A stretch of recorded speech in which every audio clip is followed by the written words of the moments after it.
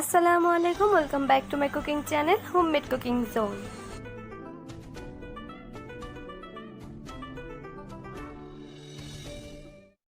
আজকে আমি আপনাদেরকে বানিয়ে দেখাবো শামি কাবাব, যেটা খুব অল্প সময় এবং অল্প উপকরণ দিয়েই তৈরি করে দেখাবো। চলুন তাহলে দেখে নিন এটা কিভাবে তৈরি করতে হবে।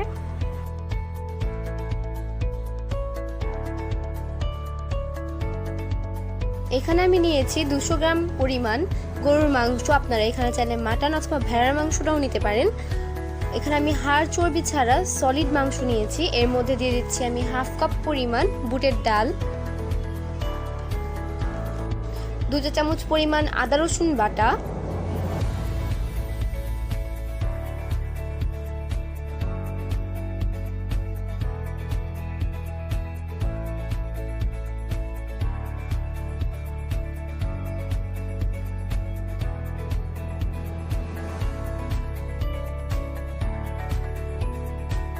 দু চা চামচ পরিমাণ শুকনো মরিচ গুঁড়া। এখানে আপনারা ঝালটা কম বেশিও করতে পারেন।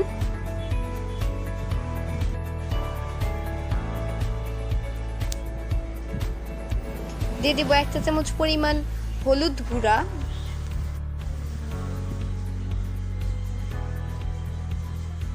এখন দেব 1 চা চামচ পরিমাণ জিরা গুঁড়া,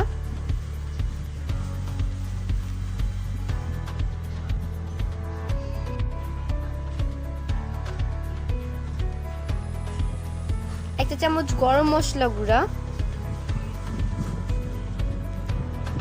আর দিয়ে দিব 1 চা চামচ ধনিয়া গুঁড়া।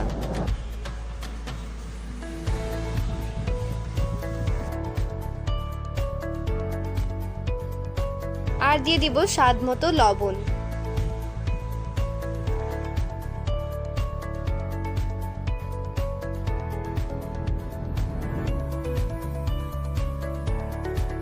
এখন এখানে 3 টেবিল চামচ পরিমাণের মতো সয়াবিন তেল দিয়ে দেব।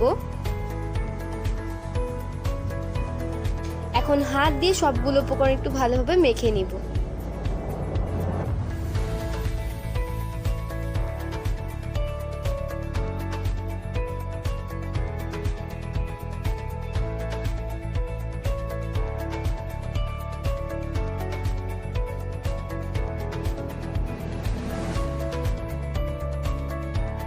মেখে নেওয়ার পর চুলায় আমি লো হিটের মধ্যে এটাকে প্রথমে 10 মিনিট এভাবেই রান্না করে নিব, মাংসর যে এক্সট্রা পানিগুলো রয়েছে সেটা বের হওয়া পর্যন্ত।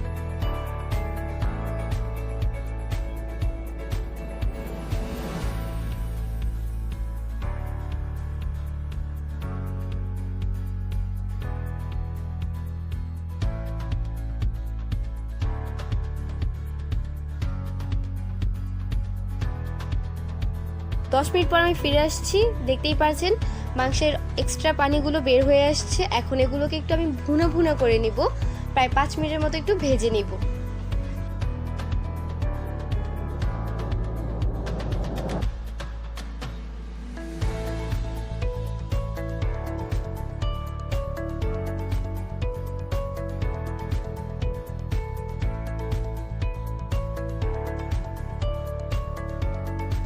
এখন আবারও আমি 10 মিনিটের জন্য ঢাকনা লাগিয়ে রান্না করে নিব।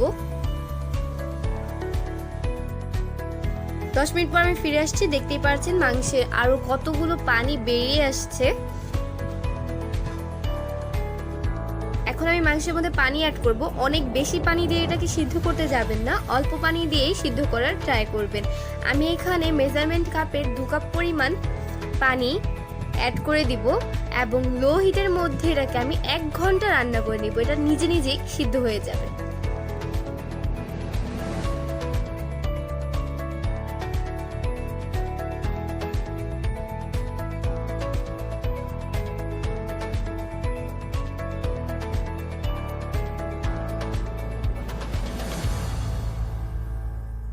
এক ঘন্টা পর আমি ফিরে আসছি। পানিগুলো বেশ শুকিয়ে আসছে এবং মাংস এবং বুটের ডালটাও ভালোভাবে গলে গিয়েছে। এখন আমি এই পানিগুলোকে ভালোভাবে একটু শুকিয়ে নেব, তারপর এটাকে আমি ব্লেন্ড করে নেব।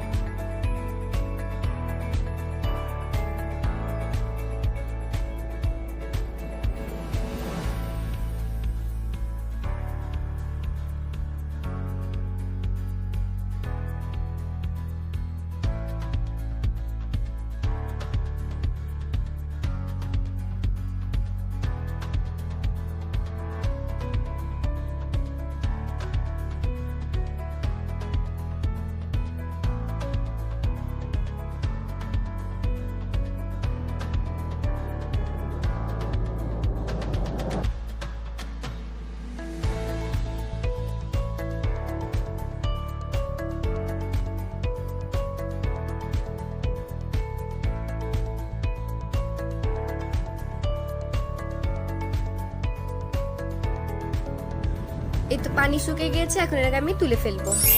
এটা গরম অবস্থায় ব্লেন্ড করতে যাবেন না, কারণ গরম অবস্থায় ব্লেন্ড করলে ব্লেন্ডারের ক্ষতি হয়। ঠান্ডা হয়ে যাওয়ার পরে আমি ব্লেন্ড করে নিয়েছি, আমি ভালোভাবে মিহি করে ব্লেন্ড করে নিয়েছি।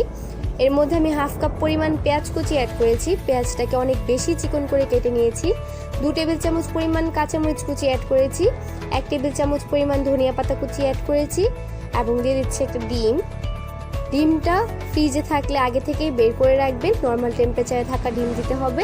এবং ডিমটা অনেক সময় ছোট বড়ও হয়ে যায়।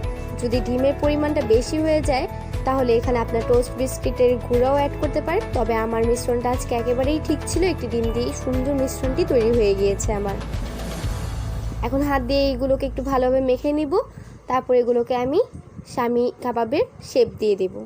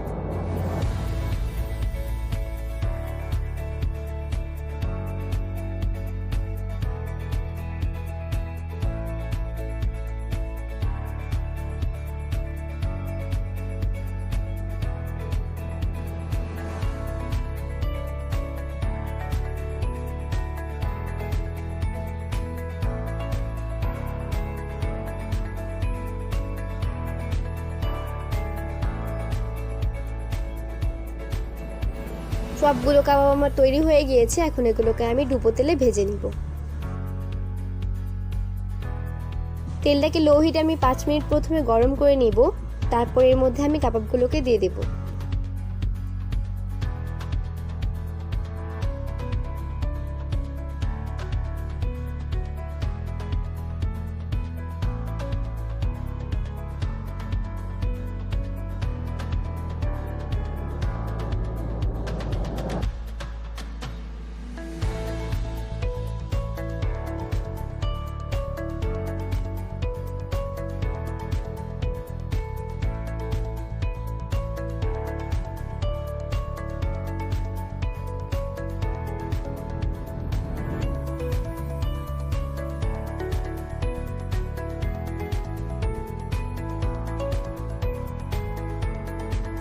কাবাবগুলো দেওয়ার পর এক পাশ লাল হয়ে যাবার পর একটু হালকা শক্ত হয়ে যাবার পরেই উল্টানোর চেষ্টা করবেন, না হলে কাবাবগুলো ভেঙে যাবে। অনেক সময় কাবাবগুলো ভাজার সময় দেখা যায় তেলের উপরে ফেনা উঠে যায়, আজকেও উঠেছে। এতে আপনারা ভয় পাবেন না, কারণ কাবাবের মিশ্রণটার মধ্যে যে আমরা একটি ডিম দিয়েছি, ডিমের কারণে তেলের মধ্যে ফেনা উঠে যায়। কাবাবগুলো লো হিটেই ভাজার ট্রাই করবেন, না হলে ভিতরটা তো কাঁচা থেকে যাবে এবং উপরটা লাল হয়ে যাবে যদি হাই হিটে আপনারা ভেজে থাকেন। তাই লো ফ্লেমেই আপনারা ভাজার চেষ্টা করবেন, সময় নিয়ে একটু ভাজবেন, কাবাবটা খুব সুন্দরভাবে ভাজা হয়ে যাবে।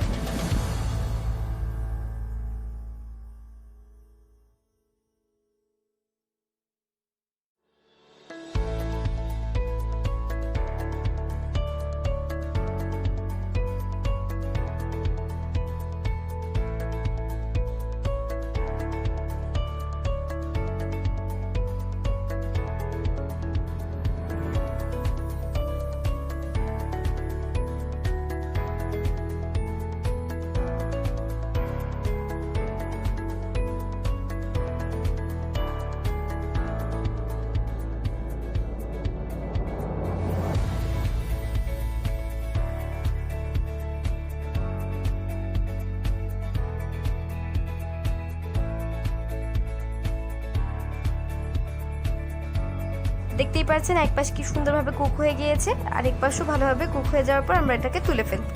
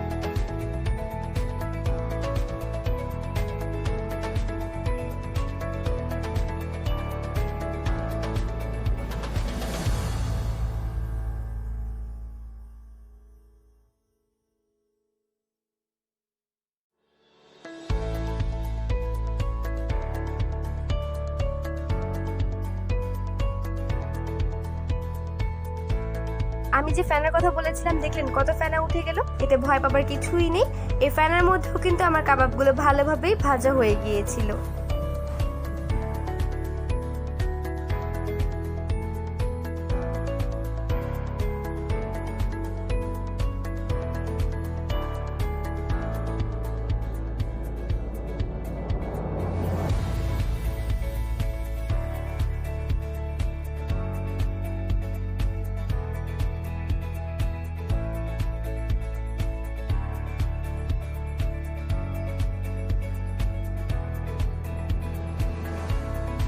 আমার সবগুলো কাবাব এভাবে আমি ভেজে নিয়েছি। ভালো লাগলে বাসা অবশ্যই ট্রাই করবেন। কেমন হয়েছে কমেন্ট বক্সে জানাতে ভুলবেন না। আমার চ্যানেলটিকে এখন পর্যন্ত সাবস্ক্রাইব না করে থাকলে সাবস্ক্রাইব করে দিবেন। ভালো থাকবেন, সুস্থ থাকবেন। আমন্ত্রণ রইল আমার সবগুলো নেক্সট ভিডিও দেখার জন্য। আসসালামু আলাইকুম।